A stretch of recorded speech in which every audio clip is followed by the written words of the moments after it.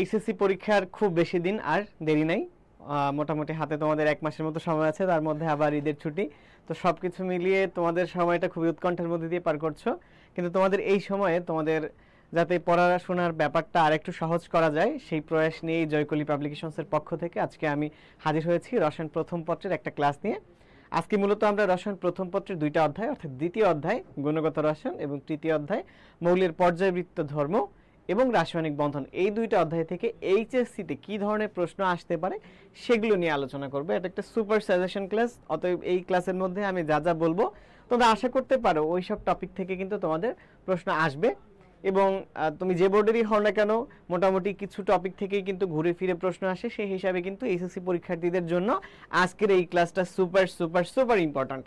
তো তোমরা যারা ক্লাসটি করছো, যারা সামনে এইচএসসি পরীক্ষা দিবে, তোমরা একটু মনোযোগ দিয়ে ক্লাসটা করো এবং এই ক্লাসটা কিন্তু তুমি চাইলে একটু সেভ করে রাখতে পারো বা নিজের টাইমলাইনে অনলি মি করে তুমি শেয়ার করে রাখতে পারো।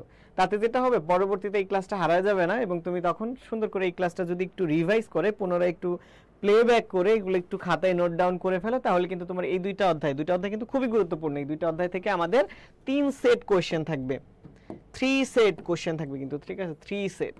সেই 3 সেট কোশ্চেন পারার জন্য কিন্তু আমাদের এই আজকের ক্লাসটাই যথেষ্ট, কমন পড়ার জন্য এই ক্লাসটাই যথেষ্ট। অতএব তোমরা যারা যারা ক্লাসটা করতেছো ক্লাসটা একটু নিজের টাইমলাইনে শেয়ার করে রাখতে পারো বা কোনো একটা ফ্রেন্ডকে একটু লাইভটা শেয়ার করে পাঠিয়ে দিতে পারো, তাইলে কিন্তু তুমি পরবর্তীতে চ্যাটের মধ্যে ঢুকলে এই ক্লাসটা পাবা। সো অনেকে দেখা যাচ্ছে এখন আমরা ক্লাসটা দেখে রাখি ভাবি যে পরীক্ষার আগে পড়বো, কিন্তু সেই পরীক্ষার আগে আর পড়াটা হয় না। অতএব ক্লাসটা যদি সেভ করে রাখো বা কোনো একটা ফ্রেন্ডকে একটু শেয়ার করে রাখো, সেন্ড করে রাখো, তাহলে কিন্তু পরবর্তীতে তোমার জন্য ক্লাসটা পাওয়া ইজি হবে। তো যাই হোক, যারা যারা এইচএসসি পরীক্ষার্থী তোমরা একটু কমেন্ট সেকশনে জানাও যে কে কোন জেলা থেকে বা কোন বোর্ড থেকে পরীক্ষা দিবে, ঠিক আছে, বোর্ডটা বললেই ভালো হয়, কে কোন বোর্ড থেকে এইচএসসি পরীক্ষা দিবে সেটা আমাকে একটু কমেন্ট সেকশনে জানাও। আমি আর কথা না বাড়িয়ে আমাদের ক্লাসের কন্টেন্টের মধ্যে চলে যাই। সো দেখো, আমাদের প্রথমত গুণগত রসায়ন যে চ্যাপ্টারটা আছে এটা কিন্তু আসলে খুবই গুরুত্বপূর্ণ একটা চ্যাপ্টার। এখান থেকে আসলে সাধারণত 1 থেকে 2 সেট প্রশ্ন থাকে। তো এবছর যেহেতু আমাদের সিলেবাসটা একটু শর্ট, তোমরা ধরে নিতে পারো যে এখান থেকে ফর শিওর 2 সেট প্রশ্ন থাকবে, ঠিক আছে। সো এবং এখানে আসলে আমরা একটু এমসিকিউ নিয়ে আগে কথা বলবো যে এমসিকিউতে কোন পার্টটা থেকে প্রশ্ন আসতে পারে। যেমন প্রথম যে টপিকটা আছে সেটা হচ্ছে পরমাণুর মূলকণিকা। এখান থেকে সাধারণত তোমার আসলে খুব বেশি বড় কোশ্চেন আসার সুযোগ নাই। এখান থেকে মূলত হচ্ছে তোমার এমসিকিউ টাইপের প্রশ্নই আসবে। আমরা জানি যে পরমাণুর মধ্যে 3 ধরনের কণিকা থাকে, একটা হচ্ছে স্থায়ী মূলকণিকা, একটা হচ্ছে অস্থায়ী মূলকণিকা, আর একটা হচ্ছে কি আমাদের কম্পোজিট কণিকা। তো তোমাদের যেটা করতে হবে স্থায়ী মূলকণিকা, অস্থায়ী মূলকণিকা, কম্পোজিট কণিকা এদের উদাহরণগুলো খুব সুন্দর করে পড়বা এবং ধরো ইলেকট্রন, প্রোটন, নিউট্রন এদের যে চার্জ সংখ্যা, ভর সংখ্যা, তারপরে হচ্ছে তোমার বিভিন্ন যে প্রপার্টিগুলো আছে এই জিনিসগুলো হচ্ছে ভালো করে তোমরা একটু মুখস্থ করবে, এখান থেকে প্রশ্ন আসে। দেখো এখানে বলছে কি নিচের কোন কণার স্থায়িত্ব সব থেকে কম। তো দেখো এখানে 3টাই কিন্তু স্থায়ী মূলকণিকা আছে, যেমন নিউট্রন, প্রোটন আর হচ্ছে ইলেকট্রন, ঠিক আছে, ইলেকট্রন, প্রোটন, নিউট্রন। সো এই 3টা যেহেতু স্থায়ী মূলকণিকা, তাহলে অস্থায়ী মূলকণিকা কোনটা? এটা কিন্তু অস্থায়ী মূলকণিকা এবং এটার স্থায়িত্ব সব থেকে কম, তাহলে এটাই হবে কি তোমাদের সঠিক উত্তর। ঠিক একইভাবে দেখো প্রোটনের প্রকৃত ভর কত, ঠিক আছে, প্রোটনের প্রকৃত ভর কত, তাহলে এটা কত হবে? এটা হবে হচ্ছে 1.673 × 10⁻²4 গ্রাম। ঠিক একইভাবে কিন্তু তোমাদের ইলেকট্রনের ভর জানতে চাইতে পারে, তোমাদের কাছে হচ্ছে নিউট্রনের ভরের নিয়ে কোশ্চেন আসতে পারে। অতএব এই জিনিসগুলোই কিন্তু আমাদেরকে ঘুরে ফিরে পড়তে হবে। তারপর ধরো আরেকটা বিখ্যাত কোশ্চেন আছে যে নিচের কোনটা কম্পোজিট কণিকা, এই টাইপের কোশ্চেন।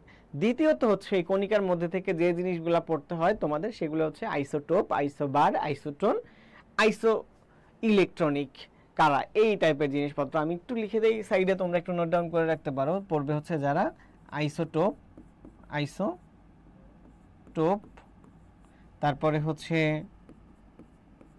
আইসো বার, তারপরে হচ্ছে আইসোটোন এবং সর্বশেষ হচ্ছে আইসো ইলেকট্রিক কারা, ঠিক আছে, আইসো ইলেকট্রনিক। এইটা কারা কারা? আইসোটোপ মানে দেখো শেষে প দেখে বুঝবা যাদের পারমাণবিক সংখ্যা সমান। দ্বিতীয়ত হচ্ছে আইসোবার, আইসোবার মানে যাদের হচ্ছে ভর সংখ্যা সমান। তারপর হচ্ছে আইসোটোন মানে যাদের হচ্ছে নিউট্রন সংখ্যা সমান। এবং সর্বশেষ দেখো আইসো ইলেকট্রিক, তার মানে হচ্ছে যাদের ইলেকট্রন সংখ্যা সমান, এই জিনিসগুলা পড়বা। দ্বিতীয়ত হচ্ছে এই যে কোনো কিছুর দেখবা একটা পরমাণু হয়তো এরকম লেখা থাকবে যে সোডিয়াম, উপরে দেওয়া থাকবে 23 আর নিচে দেওয়া থাকবে 11। এখন দেখো যে উপরে যেটা দেওয়া থাকে এটা হচ্ছে আমাদের ভর সংখ্যা, ঠিক আছে, ভর সংখ্যা। উপরে যেটা দেওয়া থাকবে সেটা হচ্ছে কি ভর সংখ্যা, আর নিচে এখানে যেটা দেওয়া থাকবে সেটা হচ্ছে কি আমাদের প্রোটন সংখ্যা, ঠিক আছে, প্রোটন সংখ্যা বা পারমাণবিক সংখ্যা। এটাই হচ্ছে প্রোটন বা হচ্ছে পারমাণবিক সংখ্যা। এখন দেখো এই ভর সংখ্যা থেকে যদি তুমি প্রোটন সংখ্যা বিয়োগ করো তাহলে যেটা থাকবে সেটা হচ্ছে নিউট্রন সংখ্যা। তো এটা একটু মাথায় রাখবা যে কোনো কিছু যে ভর সংখ্যা থাকে সেখান থেকে প্রোটন সংখ্যা বা পারমাণবিক সংখ্যা বিয়োগ করে দিলে আমরা পাই হচ্ছে কি নিউট্রন সংখ্যা। তার মানে দেখো এখানে এই যে M3+ আয়নের মধ্যে 23টা ইলেকট্রন আছে, তাহলে দেখো M3+ আয়নের মধ্যে যদি 23টা ইলেকট্রন থাকে তাহলে M আয়নের মধ্যে কয়টা আছে? M আয়নের মধ্যে কিন্তু ইলেকট্রন আছে 26টা, কারণ কোনো কিছু যখন ইলেকট্রন ত্যাগ করে তখন সে হচ্ছে এরকম পজিটিভ চার্জ যুক্ত কিছু একটা হয়ে যায়, বুঝতে পেরেছো? এরপরে হচ্ছে তাইলে দেখো এটার মধ্যে কয়টা তাহলে আমার ইলেকট্রন আছে 26টা, আর 26টা ইলেকট্রন থাকা মানে ওইটার মধ্যে কিন্তু প্রোটনও আছে হচ্ছে 26টা। প্রোটন কয়টা আছে? 26টা। তাইলে বলছে যে M এর পারমাণবিক সংখ্যা কত, ঠিক আছে? তাইলে দেখো এর মধ্যে যেহেতু 26টা প্রোটন আছে তার মানে কিন্তু এটার মধ্যে পারমাণবিক সংখ্যা হচ্ছে 26, তার মানে সঠিক উত্তর হবে কি এখানে 26। তাহলে এই বেসিক জিনিসগুলো কিন্তু আমাদেরকে একটু জানতে হবে, ঠিক আছে? এরপরে ওই যে যেটা বললাম একটু আগে আইসোবার, আইসোটোপ, আইসোটোন এগুলোর উদাহরণ দিয়ে পড়বা। তাহলে বলছে কি যাদের আইসোটোনের উদাহরণ কোনগুলো, অর্থাৎ নিচের কাদের আইসোটোন, ঠিক আছে, তার মানে কি কাদের নিউট্রন সংখ্যা সমান। তাহলে নিউট্রন সংখ্যা কিভাবে বের করব? আমরা যে উপরে যেটা থাকবে সেটার থেকে নিচের এইটা বিয়োগ করব, ঠিক আছে? এখন দেখো এইখানে এই প্রত্যেকটার কিন্তু যে উপরেরটা সমান তার মানে কি ভর সংখ্যা সমান। তো ভর সংখ্যা সমান মানে তার আইসোবার। তাহলে যারা আইসোবার তারা কিন্তু আর আইসোটোপ বা আইসোটোন হতে কখনো পারবে না, তার মানে এটাই কিন্তু সঠিক অ্যান্সার না। আবার এইটার ক্ষেত্রে দেখো নিচের তিনটা সমান, তার মানে কি এদের সবার হচ্ছে প্রোটন সংখ্যা সমান, তার মানে কিন্তু এগুলো আইসোটোপ, তার মানে এইটাও আর আইসোটোন হইতে পারবে না। আমি আবার বলতেছি যারা আইসোবার তারা আইসোটোপ বা আইসোটোন হইতে পারবে না, আবার যারা আইসোটোপ তারা আইসোবার বা আইসোটোপ হতে পারবে না। মানে একটা যদি হয় তাহলে অন্য কোনো একটা হইতে পারবে না। আবার দেখো এইটার ক্ষেত্রে যদি তুমি দেখো এইটার এখানে 40 থেকে 19 বিয়োগ করলে থাকে কত? এখানে 21, এখানে আবার এটা থাকে হচ্ছে 20, তার মানে এইখানে যে ডিফারেন্স, মানে এখানে নিউট্রন সংখ্যা হচ্ছে 21টা, এখানে নিউট্রন সংখ্যা 20টা, তার মানে এটাও তো হইতে পারবে না।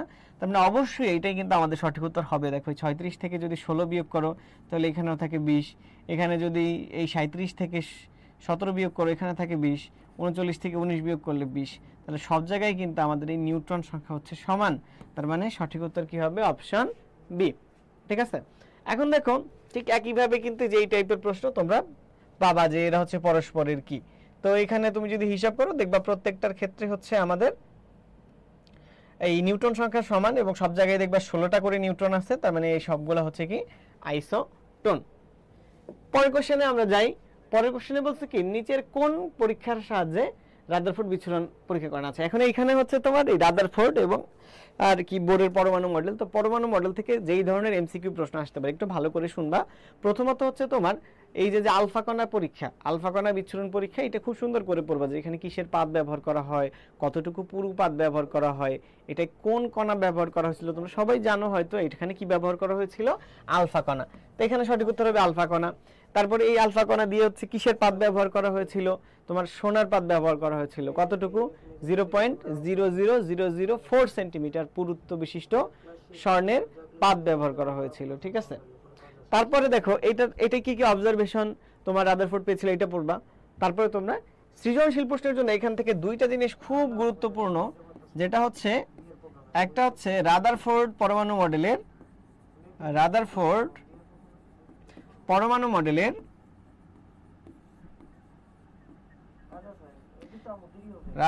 পরমাণু মডেলের সীমাবদ্ধতা এবং বোর পরমাণু মডেলের স্বীকার্যগুলা, ঠিক আছে? এই জিনিস দুইটার ভিতরে খুব আসার সম্ভাবনা বেশি, বুঝছো? অতএব তোমরা যেটা করবা যে রাদারফোর্ড পরমাণু মডেলের সীমাবদ্ধতাগুলো পড়বা এবং বোর পরমাণু মডেলের স্বীকার্যগুলো ভালোভাবে পড়বা। এগুলো সিকিউর জন্য ভেরি ভেরি ইম্পর্টেন্ট। এখন দেখো তোমাকে পরীক্ষার হলে যেই সব সৃজনশীল প্রশ্ন আসবে ওই উদ্দীপকের মধ্যে এই রাদারফোর্ড পরমাণু মডেল নাকি বোর পরমাণু মডেল এই কথাটা কিন্তু স্পষ্ট করে বলে দিবে না। তো এখানে একটা ট্রিক আমি তোমাদেরকে শিখায় দেই। সবসময় মনে রাখবা রাদারফোর্ড পরমাণু মডেলের ভিতরে কিন্তু রাদারফোর্ড নির্দিষ্ট কক্ষপথের কথা বলে নাই, ঠিক আছে? রাদারফোর্ড নির্দিষ্ট কক্ষপথের কথা বলে নাই। যেহেতু রাদারফোর্ড নির্দিষ্ট কক্ষপথের কথা বলে নাই, তার মানে উদ্দীপকের ভিতরে তুমি যদি এরকম কোন একটা মডেল দেখো যেখানে নির্দিষ্ট কোনো কক্ষপথ নাই, তাইলে বুঝবা এইটা হচ্ছে রাদারফোর্ড পরমাণু মডেল। ঠিক আছে, রাদারফোর্ড পরমাণু মডেলের কথা বলছে। সো তোমাকে পরীক্ষার হলে কেমন বলবে যে উদ্দীপকের মডেল একের সীমাবদ্ধতাগুলা লিখো। তো এই যে এরকম মডেল একের মধ্যে এটা দেওয়া থাকবে, তো এইটা দেখে তোমাকে বুঝতে হবে যে এটা হচ্ছে রাদারফোর্ড পরমাণু মডেল। আবার যদি এরকম দেওয়া থাকে যে মাঝখানে নিউক্লিয়াস, এরকম চারপাশে সুন্দর গোল গোল কক্ষপথ দেওয়া আছে, তাহলে বুঝবা কি যে এটা হচ্ছে তোমার বোর পরমাণু মডেল। ঠিক আছে, কারণ এখানে বোর হচ্ছে নির্দিষ্ট কক্ষপথের কথা বলছিল, তাই তো। এখন দেখো এইটা পড়বে, এরপরে দেখো এখান থেকে আরো কিছু জিনিস এমসিকিউর জন্য খুবই ইম্পর্ট্যান্ট। এই বোর পরমাণু মডেলের মধ্যে একটা জিনিস বলছিল যে কৌণিক ভরবেগ M V R is equal to N H by 2 pi. ঠিক আছে, যে কোনো একটা নির্দিষ্ট কক্ষপথে যখন কোনো একটা ইলেকট্রন ঘুরবে তখন তার কৌণিক ভরবেগ হচ্ছে এন এইচ বাই 2 পাই, যেখানে এন হচ্ছে কক্ষপথের মান আর কি। ঠিক আছে, যে কক্ষপথ এখান থেকে শুরু, প্রথম কক্ষপথকে আমরা বলি কে কক্ষপথ, যেটার মান হচ্ছে 1, তারপর হচ্ছে এল কক্ষপথ যেটার মান হচ্ছে 2, তারপর হচ্ছে এম কক্ষপথ যেটার মান হচ্ছে 3, তারপর হচ্ছে এম এর পরে এন কক্ষপথ এর মান হচ্ছে 4, এরকম ভাবে যায় আর কি। তো এই যে এন এর মান বসে দিলে এখান থেকে এমভিআর বের করা যায় আর কি। ঠিক আছে, তো এখান থেকে কিন্তু এমসিকিউ আসে। তো আমরা পরের কোশ্চেনগুলোতে দেখি একটু যে পরমাণুর নিউক্লিয়াস ধনাত্মক আধানযুক্ত, কে প্রমাণ করছে? এটা কিন্তু আলফা কণা পরীক্ষা থেকে সর্বপ্রথম কে প্রমাণ করছে? প্রমাণ করছে হচ্ছে রাদারফোর্ড। ঠিক আছে, তাহলে এখানে কি হবে? রাদারফোর্ড। আবার দেখো সৌর মডেল কোনটা? সৌর মডেল কি? যেখানে হচ্ছে তোমার যে নির্দিষ্ট করে কক্ষপথের কথা বলে নাই এবং বলছে যে সূর্যের চারপাশে যেমন ইলেকট্রন পৃথিবী ঘুরে, ঠিক এই নিউক্লিয়াসের চারপাশে সেই একইভাবে তোমার ইলেকট্রনগুলো ঘুরে। এই কথা কে বলছে? রাদারফোর্ড বলছে। তার মানে এটাও কি হবে? রাদারফোর্ড। ঠিক একইভাবে নেক্সট কোশ্চেনে দেখো যে বোর পরমাণু মডেল থেকে ওই যে আমি যেটা বলছিলাম একটু আগে, যে কোশ্চেনগুলো আসে যে পরমাণুর তৃতীয় কক্ষপথ। তৃতীয় কক্ষপথ মানে কি? n is equal to 3। তার মানে দেখো mvr is equal to 3h by 2 pi. তার মানে সঠিক উত্তর কোনটা হবে? এইটাই, যে n এর মান জাস্ট 3 বসাই দিছে। mvr is equal to nh by 2 pi, এখানে n এর মান জাস্ট বসাই দিবা, শেষ। তারপর দেখো বলছে কি সোডিয়ামের সর্বশেষ ইলেকট্রনের জন্য কৌণিক ভরবেগ কোনটা? তো সোডিয়ামের সর্বশেষ ইলেকট্রন কোথায় থাকে? আমার থাকে হচ্ছে তৃতীয় অরবিটালে, রাইট, 3s1। তার মানে এইখানেও কিন্তু কি হবে? 3h বাই 2 পাই, অর্থাৎ সঠিক উত্তর কিন্তু অপশন এ। জাস্ট তুমি এই যে আমরা যে ফর্মুলাটা দেখছি mvr is equal to n into h by 2 pi, so এখানে n এর মানটা বসাই দিলেই হয়ে যাবে। ঠিক আছে, নেক্সট কোশ্চেন। নেক্সট কোশ্চেন হচ্ছে আমাদের কোয়ান্টাম সংখ্যা থেকে। কোয়ান্টাম সংখ্যা itself a very important topic, এটার থেকে কিন্তু আমাদের সিকিউ একটা আসবেই। তো কোয়ান্টাম সংখ্যা থেকে সাধারণত দুই ধরনের কোশ্চেন আমরা সিকিউতে দেখতে পাচ্ছি, বোর্ডে আসে। একটা হচ্ছে যে কোনো একটা পরমাণুর একটা ইলেকট্রনের জন্য 4টা কোয়ান্টাম সংখ্যার মান বের করতে বলবে। ঠিক আছে, যেমন ধরো তোমাকে বললো যে ক্রোমিয়ামের সর্বশেষ ইলেকট্রনের জন্য 4টা কোয়ান্টাম সংখ্যার মান কত, এই টাইপের একটা কোশ্চেন দেয়। দ্বিতীয়ত আরেকটা কোশ্চেন দেয় যে n সমান সমান 4 এর জন্য সবগুলা কোয়ান্টাম সংখ্যার মান বের করো, বা কতগুলো ইলেকট্রন ধারণ ক্ষমতা আছে সেটা বের করো। ঠিক আছে, দুইটা ধরনের কোশ্চেন। একটা কি বলছে, আবার রিপিট করছি আমি তোমাদের জন্য, সেটা হচ্ছে তোমার কোনো একটা পরমাণুর একটা নির্দিষ্ট ইলেকট্রনের 4টা কোয়ান্টাম সংখ্যার মান বের করতে বলতে পারে। যেমন হচ্ছে সোডিয়ামের 11তম ইলেকট্রনের 4টা কোয়ান্টাম সংখ্যার মান বের করো, কোশ্চেন হতে পারে। আরেকটা ধরনের কোশ্চেন কি হতে পারে, যে তোমার বলবে যে n সমান সমান 4 বা চতুর্থ কক্ষপথের জন্য সবগুলা কোয়ান্টাম সংখ্যার মান বের করে ওই চতুর্থ কক্ষপথের ইলেকট্রনের ধারণ ক্ষমতা বের করো। ঠিক আছে, তো এখানে তোমরা তো সবাই জানো কিভাবে কোয়ান্টাম সংখ্যা বের করতে হয়, না হলে কিন্তু আমাদের জয়কুল একাডেমির যে চ্যানেল আছে এটাতে কিন্তু এই ধরনের ভিডিও আছে, তোমরা এই ভিডিওগুলো দেখে কিন্তু এই জিনিসগুলো শিখতে পারো। সো সবসময় মনে রাখবা যে এই যে টেবিল করে করে ওই জাতীয় প্রশ্নের অ্যান্সার করতে হয়, যে n সমান সমান 4, n সমান সমান 4 এর জন্য এটা n এর মান এইভাবে করবা আর কি, n, তারপর হচ্ছে l, তারপরে হচ্ছে m, তারপর হচ্ছে s। তো এখানে n সমান সমান যদি তোমার 4 হয় তাহলে l এর মান কত হবে? 0, তারপরে হচ্ছে 1, তারপরে হচ্ছে 2, তারপরে হচ্ছে 3, তাই তো। যে কারণ আমরা জানি যে n থেকে l এর মান সবসময় 1 কম হয়। ঠিক আছে, যে কোনো একটা n এর জন্য l এর মান হবে 0 থেকে n-1 পর্যন্ত। তারপরে প্রত্যেকটা l এর জন্য আবার m এর মান হবে, আবার প্রত্যেকটা m এর জন্য প্লাস মাইনাস হাফ। ঠিক একইভাবে এই যে 1 এর জন্য কি হবে? 1 এর জন্য 3টা m এর মান হবে, যে একটা হচ্ছে +1, 0, -1, আর প্রত্যেকটার জন্য আবার প্লাস মাইনাস হাফ করে, একটা plus minus half, plus minus half, plus minus half, এভাবে আর কি। ঠিক আছে, সো এগুলা তোমরা একটু বাসায় করবা, প্র্যাকটিস করবা। আমরা তো ক্লাসের মধ্যে সবকিছু করিয়ে দেওয়া সম্ভব না 1 ঘন্টার ভিতরে। তো পরের যে কোশ্চেনটা দেখো, এখানে দেওয়া আছে যে ক্রোমিয়ামের সর্ববহিস্থ ইলেকট্রনের জন্য 4টা কোয়ান্টাম সংখ্যার সেট কোনটা আর কি। তো দেখো ক্রোমিয়ামের ইলেকট্রন বিন্যাস যদি আমরা লিখি, এখানে কি 1s2, 2s2, 2p6, 3s2, 3p6, তারপর হচ্ছে 4s1, তারপর হচ্ছে 3d5। তার মানে সর্বশেষ ইলেকট্রনটা কিন্তু 3d এর পঞ্চম যে ইলেকট্রনটা আছে, তার মানে 3d তে যে 5টা ইলেকট্রন, এটা আসলে কিভাবে গেছে দেখো তো। 3d তে যে 1 2 3 4 5, এই যে 3d এর শেষ ইলেকট্রনটা এখানে গেছে, তাই তো। তার মানে এখানে কিন্তু n এর মান হচ্ছে 3 এবং l এর মান, যেহেতু d অরবিটাল, আমরা জানি d অরবিটালের জন্য l এর মান হচ্ছে কি হয়, s এর জন্য 0, p এর জন্য কি 1, d এর জন্য হচ্ছে 2 এবং f এর জন্য হচ্ছে 3, তাই তো। তার মানে এখানে দেখো d এর জন্য আমার l এর মান কত 2। তার মানে কিন্তু সঠিক উত্তর আমার এটাই হবে যে n এর মান 3, l এর মান 2, m এর মান হচ্ছে +2 এবং s এর মান হচ্ছে +1/2। ঠিক আছে, এটাই সঠিক উত্তর। সো এখন দেখো এখানে তোমরা কিন্তু আরেকটা জিনিস একটু পড়বা, যেহেতু এই কোয়ান্টাম সংখ্যার ভিতরে ইলেকট্রন বিন্যাসটা নিয়েও আমরা কথা বলি, যে দুইটা জিনিস, দুইটা পরমাণুর ইলেকট্রন বিন্যাস একটু ভিন্ন হয়। একটা হচ্ছে কপার 29 এবং আরেকটা হচ্ছে তোমার ক্রোমিয়াম 24। ঠিক আছে, ক্রোমিয়াম 24, এই দুইটা পরমাণুর ইলেকট্রন বিন্যাস একটু ভিন্ন হয়। তো এইটার যে তোমার ভিন্ন ইলেকট্রন বিন্যাস বা একটু ব্যতিক্রম ইলেকট্রন বিন্যাস, এটা কিন্তু একটু ভালো করে তোমরা বাসায় পড়বা যে এটার ইলেকট্রন বিন্যাস ব্যতিক্রম কেন হয়। ঠিক আছে, ওকে। সো এরপরে দেখো বলছে কি যে ক্যালসিয়াম পরমাণুর সর্ববহিস্থ কক্ষপথের দুইটি ইলেকট্রনের 4টা কোয়ান্টাম সংখ্যার সেট কোনটা। তো দেখো এই আমরা যদি এরকম কোনো প্রশ্ন আসে যেখানে কোনো একটা ইলেকট্রনের 4টা কোয়ান্টাম সংখ্যার মান বের করতে হবে, আগে কিন্তু তোমরা হচ্ছে এটার ইলেকট্রন বিন্যাসটা করে নিবা। তো ক্যালসিয়াম 20 যদি তুমি হিসাব করো, এখানে কত আছে 1s2 2s2 2p6 3s2, তারপরে হচ্ছে 3p6, তারপরে হচ্ছে সো এখানে কয়টা হইলো, এখানে হইলো হচ্ছে এরপর হচ্ছে 4s2। তার মানে সর্বশেষ ইলেকট্রনটা কিন্তু যে 4s এর দুইটা ইলেকট্রন। তো এই যেহেতু 4s আছে, তার মানে n = 4 এবং s এর জন্য হচ্ছে l এর মান হয় 0। আমরা আগের পেজেই দেখেছি যে এখানে আমি লিখেছিলাম, তো আমরা জাস্ট আগের পেজে কিন্তু এটা দেখেছি যে s এর জন্য হচ্ছে সহকারী কোয়ান্টাম সংখ্যার মান হয় হচ্ছে 0। ঠিক আছে, দেখো এখন তো এখানে আমরা বুঝতেই পারতেছি n = 4 l = 0, এরকম কোনটা আছে দেখো, n = 4 l = 0, এরকম কিন্তু একটা অপশনই আছে, এগুলাতে কিন্তু একটাও l = 0 না। তার মানে সঠিক উত্তর এটাই হবে, আমার আর এইগুলা না দেখলেও চলবে।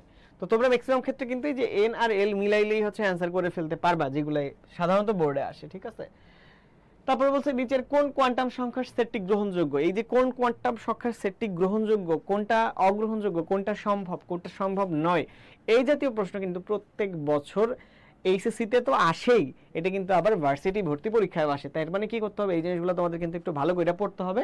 সো দেখো এখানে কি বলছে, n = 1 l = 0, এটা কি সম্ভব? অবশ্যই সম্ভব। তারপরে হচ্ছে l = যদি 0 হয় তাহলে m = কিন্তু 0 সম্ভব। তার মানে এটা কিন্তু আমাদের সঠিক উত্তর, আমাদের আর দেখার দরকার নাই। বাট তোমরা যদি তারপরেও দেখতে চাও, আমি কয়েকটা দেখাই।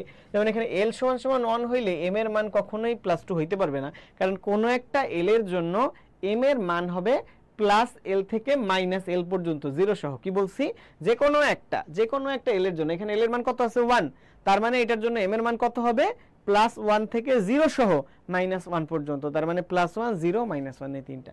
যদি এখানে 2 থাকতো, এই যে 2 আছে দেখো, 2 এর জন্য m এর মান কত হবে +2 +1 0 -1 -2। ঠিক আছে, +l থেকে -l পর্যন্ত, বা তুমি উল্টা করে বলতে পারো -l থেকে +l পর্যন্ত, বাট 0 সহ সবগুলা সংখ্যা। ঠিক আছে, তাইলে দেখো এগুলা তো গেল, আমরা এখানে আর সলভ না করে নেক্সট কোশ্চেনে চলে যাই। নেক্সট কোশ্চেনে কি বলছে যে আউটবাউ নীতি এবং ভুন্ডের নীতি, এই দুইটা নীতি তোমরা ভালো করে মুখস্থ করবে। এটা সাধারণত 2 দাগে সিকিউর ভিতরে সাধারণত 2 দাগের কোশ্চেনে আসতে পারে এবং এখান থেকে এমসিকিউ আসতে পারে। ঠিক আছে, সো এখানে জাস্ট ইলেকট্রন পূর্ণ হওয়ার জন্য অরবিটালের সঠিক ক্রম কোনটা, এই যে এখানে আউটবাউ নীতি থেকে আসছে যে যেটার জন্য n+l এর মান ছোট সেখানে ইলেকট্রন আগে ঢুকবে, যেটা n+l এর মান বড় সেখানে হচ্ছে কি ইলেকট্রন পরে ঢুকবে। এবং এখান থেকে কিন্তু আরেকটা খদাগের প্রশ্ন আসে যে 3d এর আগে 4s এ কেন যায় ইলেকট্রন, বা পটাশিয়ামের 19তম ইলেকট্রনটা 3d তে না গিয়ে 4s এ কেন যায়, এই প্রশ্নটা অনেক সময় আসে। ঠিক আছে, পরে দেখো যে নিচের কোন নীতি অনুসারে অযুগ্ম ইলেকট্রন সমূহের স্পিন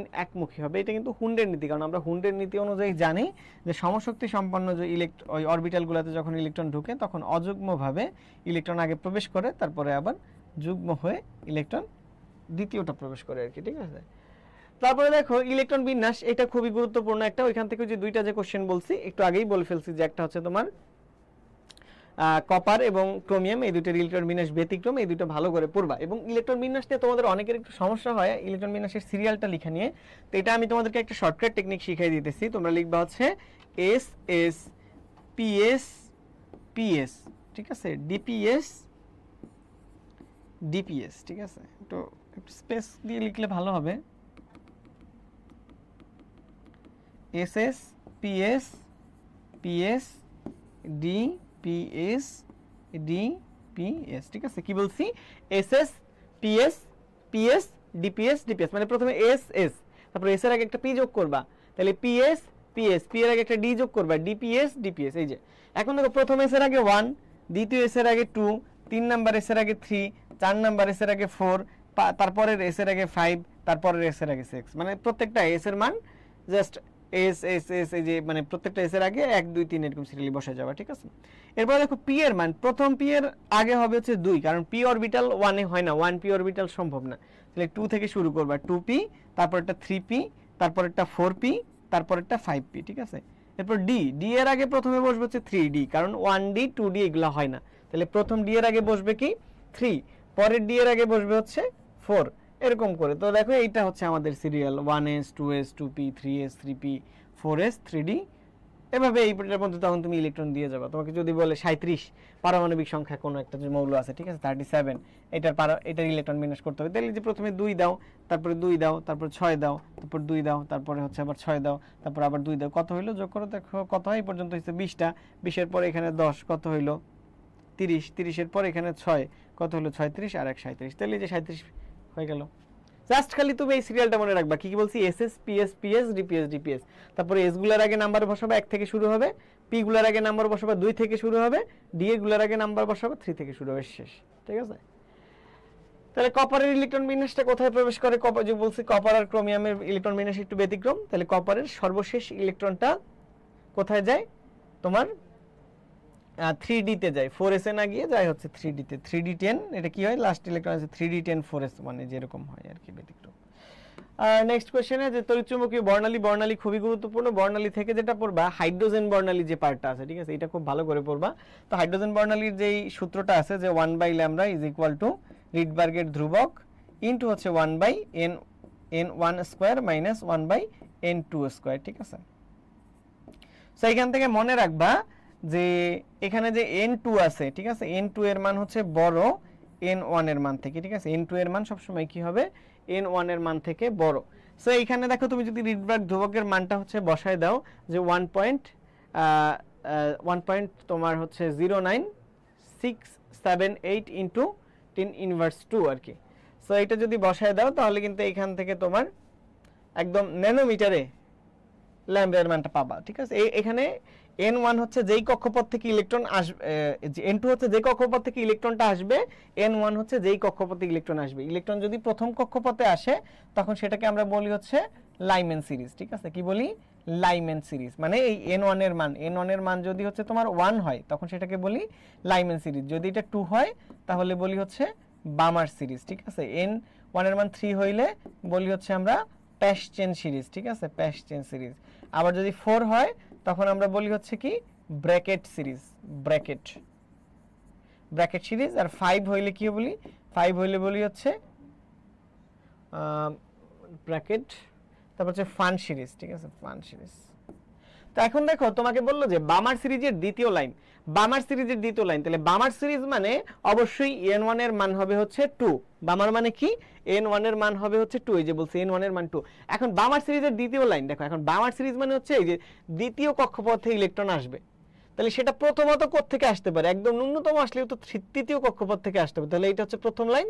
চতুর্থ কক্ষপথ থেকে যদি আসে সেটা হচ্ছে কি দ্বিতীয় লাইন। তাহলে বামার সিরিজের দ্বিতীয় লাইন যদি বলো সেক্ষেত্রে n1 এর মান হচ্ছে 2 আর n2 এর মান হচ্ছে 2 + 2 মানে হচ্ছে 4। যদি বলে লাইম্যান সিরিজের দ্বিতীয় লাইন, তাহলে লাইম্যান সিরিজের জন্য n এর মান কত? 1। লাইম্যান সিরিজের দ্বিতীয় লাইন, তার মানে ওই 1 এর সাথে তুমি আবার যোগ করবা 2, কত হয়? 3, ঠিক আছে? তো যদি বলে ব্র্যাকেট সিরিজের তৃতীয় লাইন, তাহলে ব্র্যাকেট সিরিজ মানে ইলেকট্রন আসবে কোথায়? 4 এ, তার মানে n1 এর মান কত? 4। তাহলে n2 এর মান কত? n2 এর মান হবে হচ্ছে 4 + 3 মানে কত?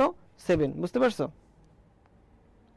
এখন আসো, এইটা যদি তুমি বুঝো, তার মানে এখন তোমার আসতেছে কি, এইখান থেকে একটা জিনিস মনে রাখবা যে লাইম্যান সিরিজ সবসময় হচ্ছে ইউভি অঞ্চলে হয়, লাইম্যান সিরিজ সবসময় ইউভি অঞ্চলে হয়, বামার সিরিজ সবসময় দৃশ্যমান বা ভিজিবল অঞ্চলে হয়, এবং বাকি যেইগুলো আছে সবগুলো হচ্ছে আইআর অঞ্চলে পাওয়া যায়, ঠিক আছে? তাহলে যদি বলে কখনো তোমার একটা রশ্মি বা একটা বর্ণালী, সেটা হাইড্রোজেনের বর্ণালী, সেটা পাওয়া গেছে হচ্ছে দৃশ্যমান অঞ্চলে, বুঝবো এটা অবশ্যই বামার সিরিজের কথা বলছি। বুঝতে পারছো? তাহলে দেখো ওয়াইফাইতে এবার হচ্ছে বিভিন্ন এখান থেকে আরেকটা জিনিস পড়বা যে আমাদের যে বিভিন্ন তরঙ্গ দৈর্ঘ্য আছে, হ্যাঁ, তড়িৎ চৌম্বকীয় বিকিরণ আমরা যদি একটু লেখার চেষ্টা করি এখানে, যে সব থেকে কম হচ্ছে গামা রশ্মি, তারপরে হচ্ছে এক্স রশ্মি, তারপরে হচ্ছে তোমার গামা এক্স, তারপরে হচ্ছে ইউভি, তারপরে হচ্ছে ভিজিবল, তারপরে হচ্ছে তোমার ইনফ্রারেড বা আইআর, তারপরে হচ্ছে মাইক্রোওয়েভ, তারপরে হচ্ছে রেডিও ওয়েভ। তো এই দিক থেকে এইটা সব থেকে হচ্ছে শক্তি বেশি, মানে এই দিকে শক্তি বেশি, এইদিকে আস্তে আস্তে কি হয় শক্তি হচ্ছে কি কমে, ঠিক আছে, শক্তি হচ্ছে কমে। আবার এই দিক থেকে এইদিকে তোমার ল্যামডা বা তরঙ্গ দৈর্ঘ্য হচ্ছে বাড়ে। আবার তোমার ল্যামডা যেহেতু বাড়ে শক্তি কমে, শক্তি কমলে আবার সেখানে হচ্ছে ফ্রিকোয়েন্সি বা নিউ এটা হচ্ছে কমে। তো এগুলো একটু তোমরা মুখস্থ রাখবা যে, এবং প্রত্যেকটার যে ব্যবহার আছে, যেমন গামা রশ্মি কোথায় ব্যবহার করা হয়, এক্স রে কোথায় ব্যবহার করা হয়, ইউভি কোথায় ব্যবহার করা হয়, ইউভির মধ্যে আবার বিভিন্ন অঞ্চল আছে, সেটার ভিতরে কোনটা কোথায় ব্যবহার করা হয় এগুলো একটু পড়বা। তারপর হচ্ছে দৃশ্যমান অঞ্চলের মধ্যে দৃশ্যমান অঞ্চলের ভিতরে আসলে খুব বেশি রঙের ইয়েগুলা পড়ার দরকার নাই, তারপরে একটু পড়ে রাখবা যে কোন বর্ণের কোন কত থেকে কত ন্যানোমিটারের মধ্যে বিভিন্ন কালার দেয়, কোনটা থেকে কোনটা কি কালার দেয়। বাট সব থেকে ইম্পর্টেন্ট হচ্ছে ইউভি রশ্মির বিভিন্ন ব্যবহার, হ্যাঁ, তারপরে হচ্ছে তোমার আইআর রশ্মির ব্যবহার, মাইক্রোওয়েভের ব্যবহার, রেডিও ওয়েভের ব্যবহার, ঠিক আছে।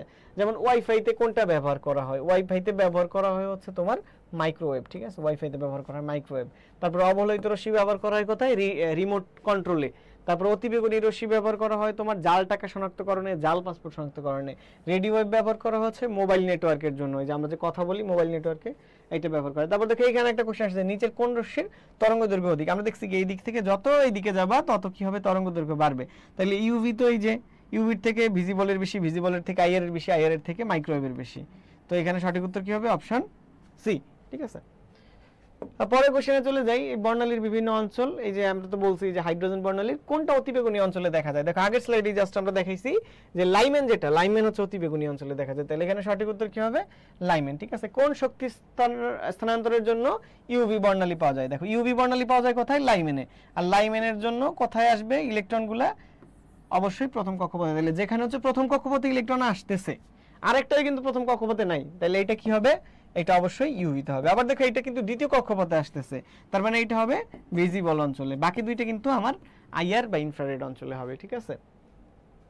তারপরে দেখো এই চিকিৎসা ক্ষেত্রে আইআর এর ব্যবহার, এগুলো একটু পড়ে নেবা, এই জিনিসগুলো এমআরআই টেমআরআই এগুলো হালকা পাতলা একটু পড়ে নেবা। এখান থেকে আসলে এমসিকিউ আসে কিন্তু অত বেশি ফ্রিকোয়েন্ট না, বাট এই শিক্ষা পরীক্ষা এটা কিন্তু খুবই খুবই খুবই খুবই খুবই গুরুত্বপূর্ণ, যে বিভিন্ন এটা একটা আসবেই, ধরে নিতে পারো তোমার কোনো না কোনো বোর্ডে পাবাই। সো কোনো একটা শিক্ষা পরীক্ষায় কারা কি কালার দেয়, যেমন সোডিয়াম দেয় হচ্ছে সোনালী হলুদ, ঠিক আছে, সোডিয়াম সোনালী হলুদ। তারপরে পটাশিয়াম বেগুনি, ক্যালসিয়াম ইটের মতো লাল, ঠিক আছে, ক্যালসিয়াম কিসের মতো দেয়, ইটের মতো লাল। তারপরে মনে রাখবা যে তোমার বেরিয়াম, এটা হচ্ছে কেমন দেয়, আপেল গ্রিন বা কাঁচা আপেলের মতো। তারপরে মনে রাখবা হচ্ছে তোমার লিথিয়াম কেমন দেয়, লাল দেয়। স্ট্রোনশিয়াম দেয় কি, লাল দেয়। এই জিনিসগুলো একটু মনে রাখতে হবে, ঠিক আছে। তারপরে কপার দেয় কি, নীলাভ সবুজ। কপারেরটা অনেক বেশি আসে, এগুলো একটু বই দেখে দেখে তোমরা পড়বে। এবং এই যে এমসিকিউ গুলো আছে, এমসিকিউ গুলো তোমাদের অনেক সময় একটু পড়ার ক্ষেত্রে ঝামেলা ফেস করো তোমরা, কারণ এই ইনফরমেশনগুলো বই থেকে খুঁজে বের করে করে, সেটা কিন্তু তোমরা এই দশম বিচিত্রা বই থেকে পড়তে পারো। এখানে কিন্তু এইচএসসির প্রশ্নগুলো আলাদা করে দেওয়া আছে, ঠিক আছে। অতএব এটা তোমাদের জন্য সুপার হেল্পফুল হইতে পারে, ইভেন তোমার অ্যাডমিশনের আগেই। তো যারা অ্যাডমিশনের আগেই কিন্তু তোমরা এটা কালেক্ট করে নিয়ে পড়া শুরু করতে পারো, ঠিক আছে। তারপর হচ্ছে কোন ধাতুর শনাক্তকরণে, এই ধাতু শনাক্তকরণে দেখবে যে পটাশিয়াম পাইরো অ্যান্টিমোনেট ব্যবহার করা হয়। কোন ধাতু, সোডিয়াম, ঠিক আছে। তারপরে হচ্ছে তোমার লবণের দ্রবণ, কোন একটা লবণের দ্রবণ বলছে, এটার সাথে আমরা বেরিয়াম নাইট্রেট দিছি, নাইট্রেট দিলে পরে এখান থেকে এটার অধক্ষেপ পড়ছে, ঠিক আছে। অধক্ষেপ পড়ার পরে সেটার মধ্যে আবার হাইড্রোক্লোরিক অ্যাসিড দিছি, দিলে পরে সি জাতীয় একটা জিনিস তৈরি হয়েছে এবং কার্বন ডাইঅক্সাইড তৈরি হয়েছে। তার মানে এইখানে কিন্তু অবশ্যই তোমার একটা কার্বনেট, কোনো একটা কার্বনেটের জিনিস ছিল, ঠিক আছে। তো এই কার্বনেট যখন তোমার বেরিয়াম নাইট্রেটের সাথে বিক্রিয়া করে বেরিয়াম কার্বনেট তৈরি করছে, সেই বেরিয়াম কার্বনেট তোমার এখানে কি করছে, বেরিয়াম কার্বনেট তোমার আবার হাইড্রোক্লোরিক অ্যাসিড এর সাথে বিক্রিয়া করছে। হাইড্রোক্লোরিক অ্যাসিডের সাথে বিক্রিয়া করলে পরে যেটা তৈরি হয়েছিল সেটা এখানে কার্বন ডাইঅক্সাইড তৈরি করছে, ঠিক আছে। যেহেতু কার্বনেট কি করে, তোমার অ্যাসিডের সাথে বিক্রিয়া করে কার্বন ডাইঅক্সাইড তৈরি করে। এখন আমার কোশ্চেনে বলছে কি যে বি একটা সাদা অধক্ষেপ, ঠিক আছে, সি যৌগের সংকেত কোনটা। তাহলে বি অবশ্যই তোমার বেরিয়াম কার্বনেট। বেরিয়াম কার্বনেটের সাথে যখন তুমি হাইড্রোক্লোরিক অ্যাসিড দিবা তখন এখান থেকে কি তৈরি হবে, বেরিয়াম ক্লোরাইড, ঠিক আছে। তার মানে বি থেকে যেটা আমরা পাইছি সি হচ্ছে কি হবে, যে বেরিয়াম ক্লোরাইড, এটা BaCl2, ঠিক আছে। তো পরের কোশ্চেনে দেখো, পরের কোশ্চেনে কি বলছে আমাদের নেক্সট কোশ্চেনে,